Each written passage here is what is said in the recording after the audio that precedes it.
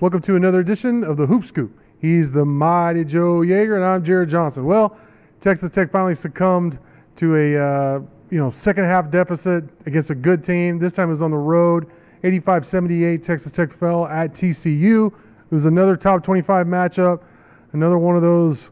I don't want to use too many cliches, but it was a Big 12 dogfight. That's what it was, mind you, Joe. Yeah, almost all of them are. Yeah. And, I think there was a certain feeling of maybe inevitability about this. Yeah, maybe that's a little bit strong of a word for it, but a feeling like you're probably not going to be able to just continue to win all these Big 12 road games against top-ranked competition. At some point, somebody's going to get up and bite you, and there was a feeling maybe that this is one of those games. It was just going to be a really tough one to win. Not as tough as Houston, right. But still a very difficult one to win, and that proved to be the case. And hats off to TCU. They played a really good game all the way around. TCU really did play a very good game. To me, there's three reasons why TCU beat Texas Tech, and we'll see what you think about it. One, way too many turnovers from Texas Tech. Some of them were forced by TCU, so you got to give them credit, but some of them were just careless, not paying attention. There was at least a handful of times where a Red Raider threw a pass and the other guy wasn't even looking, and almost threw it away or did throw it away. And so, to me, that was uncharacteristic of Texas Tech. They have not been a turnover-prone offense. They've been very efficient. And then, secondly, TCU shot lights out. They were even banking in threes. Micah Peavy made 4 threes. That's a season for him, or at least it was when he was at Texas Tech. And you got to give them credit for that. They made the shots, but that was an unusual thing too. They shot way above their heads, especially Peavy. But then even Tennyson, who's a good shooter, don't get me wrong, banked in a 3 at one point. So, and that's going to happen. Those things happen. TCU got hot, and like you said, tipped the cap to them. And then finally, Tech's fatal flaw really hurt them in Fort Worth. Defensive rebounding. At one point, TCU held a 14-0 advantage in second chance points. I don't know what the final stat was, but it was heavily in TCU's favor and was a big reason why the Horned Frogs won. Yeah, I wouldn't argue a bit with any of those. The turnovers, to me, there was one really huge one. I think Tech had 13 or 14 turnovers, which is a pretty high number for them, and it's a little bit too high. But it was late in the game. Tech was down 5. Warren Washington gets the ball deep in the paint, and he's got little Travian Tennyson on him. Rather than go up and dunk it on his head, he fires it out to a three-point shooter that is not even there. Come on. And that was a situation where you cut the lead down to 3 points with hitting that layup or that dunk or whatever. Instead, turnover, and it all went downhill from there. So that was just an example of what you're talking about. The offensive rebounding or the lack of defensive rebounding is something that just drives me nuts, man. It's really like a small dagger in your gut every time. You stop a team, you get them to miss, and then you let them get the offensive glass. Tech's defensive rebounding percentage was 64 last night.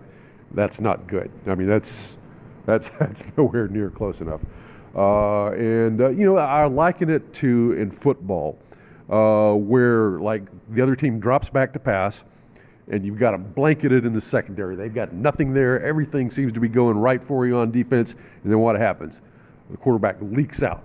Maybe you go in and you almost get the sack, you miss him, and he's out, and he runs 7, 8, 9 yards, picks up the first down. That's kind of like what giving up an offensive rebounding is in basketball. So, what Tech can do about that, I don't know, but that's a problem right now. And, the three-point shooting, TCU was killer. On the other hand, now Texas Tech at this point is the worst three-point defensive team in the Big 12 in Big 12 play. They're just so it's part of it is TCU was shooting uncharacteristic. It was lights out. Part of it is Tech's three-point defense just isn't really very, very good right now. And that's something that you can improve and you should improve. The defensive rebounding is tougher because you just don't have the big guys. You can't go out and bring in Shaq or anything. You got what you got. But the three-point defense is something they need to work on, and they really can improve. I feel like defensive rebound is just going to be there. Yeah. I don't, like you said, I don't know what else they could do after Devin Cambridge's injury. I applaud the team and the coaching staff for, pivoting after Cambridge's injury. Say, okay, we're going to have to play a certain way. What do we have? Well, we have some pretty skilled shooters, pretty skilled offensive players. You know, we could surround the perimeter with like Kerwin Walton and, you know, Chance McMillan, those kind of guys, along with Pop, and, you know, be an offensive team because they're just too small. I mean, Darian Williams is already undersized for his position. He does a good job. You see him battling in there. Some of the other guys as well, but I mean, at some point, it just becomes the fact their guys are taller, you know, and they're getting bigger, and they're getting the rebounds. You're playing undersized. It's helped you on the offensive end, but it's killing you on the defensive boards. So I mean, yeah, they could try harder and all those things, but at this point, I think that's just going to be their ultimate weakness. And hopefully not 3-point shooting defense, because that's a bad combination. I mean, that's a really bad combination. That's the kind of thing where a team loses in the first round, if they get there, I mean, I don't want to say that's a done deal because it's not. But they're in a good spot to get an NCAA tournament spot. All right, now Cincinnati coming up Saturday, 5 o'clock, and at least Texas Tech gets to return home and play in the friendly confines of the USA here. What do you think about that game? Actually, I feel good about it. I think Texas Tech's speed and quickness is really going to cause problems for Cincinnati. They're just going to have a hard time slowing Tech down in this building in particular. And Tech hasn't been slowed down by much of anybody. So I feel good from that respect. Now, however, the rebounding issue is something that's going to crop up again. Cincinnati right now is, I believe, something like number 15 in the country in offensive rebounding percentage. Yeah, and we know where Tech is. I mean, down near the bottom. And so they're actually a slightly better offensive rebounding team than TCU. So clearly that's going to be a point of emphasis between now and then, is what can you do to limit that a little bit. So, you know, you got to keep that in mind. On the other hand, Cincinnati is the worst free throw shooting team in the Big 12, and Texas Tech is still the best, even though they weren't great last night against TCU. Still, hands down, the best three-point free throw shooting team in the Big 12. So you got that going for you. Cincinnati, you know, they have a bunch of big dudes up front, and that's obviously one of the reasons they're such a good rebounding team. They got a guy named Aziz Bandago. About a 6'11", 7-foot guy, transfer from Utah Valley, I believe it is.